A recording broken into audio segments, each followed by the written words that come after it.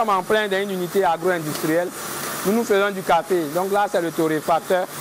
Donc c'est lui qui nous permet de griller le café tout en obtenant la couleur et les arômes que nous voulons. Bakayoko Lamine, 35 ans, torréfacteur depuis sa tendre enfance.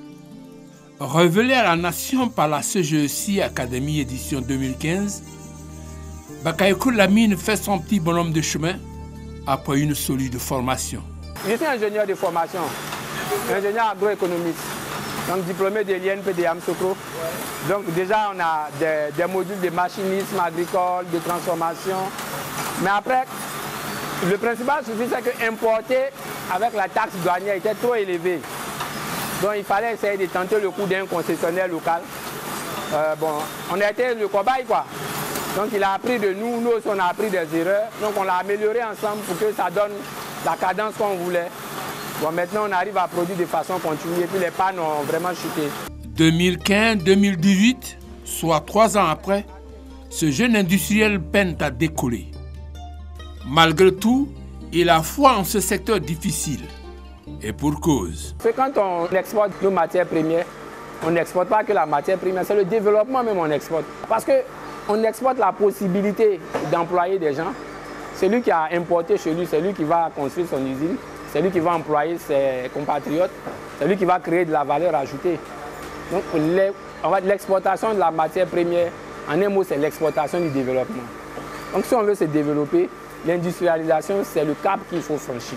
Aller à l'industrialisation, un cap à franchir. Très tôt, Feu Félix Houphouët-Boigny l'a compris. Mieux, il en a fait l'une des bases de son modèle économique. D'abord, un cadre fiscal relativement incitatif pour l'époque, notamment avec l'outil d'un code des investissements. Également, un certain nombre de leviers financiers qui devaient accompagner ce développement industriel. On se rappelle de la BIDI, la Banque ivoirienne pour le développement industriel. On se rappelle de la SONAFI, la Société nationale de financement. On se rappelle d'un certain nombre d'outils comme le Crédit Côte d'Ivoire, qui étaient les premiers outils financiers. Le constat, plus d'un demi-siècle après, le tissu industriel ivoirien est le plus diversifié de l'Afrique de l'Ouest. Ça va de l'agro-industrie à la métallurgie, à l'acierie, à la chimie. La Côte d'Ivoire a même une industrie production pharmaceutique qui est vrai embryonnaire, mais qui existe. C'est l'industrie de l'emballage, c'est l'industrie de la construction. En amont, l'État entrepreneur a pris soin de bâtir un secteur primaire solide avec des spéculations comme le café, le cacao, le palmier à huile, les VA, les fruits tels l'ananas, la banane dessert, etc. Ce secteur agricole est toujours performant. 25% du produit intérieur brut, 2 actifs sur 3 sont du secteur agricole. Le bémol, l'incapacité de cette industrie diversifiée à supporter les chocs extérieurs. Ces industries permettaient de créer des produits, des biens qui pouvaient s'écouler sur le marché ivoirien, mais qui n'avaient pas une compétitivité suffisante pour être une industrie très conquérante à l'échelle sous-régionale, à l'échelle continentale. Être conquérante à l'échelle régionale et continentale, après 3 décennies de désindustrialisation.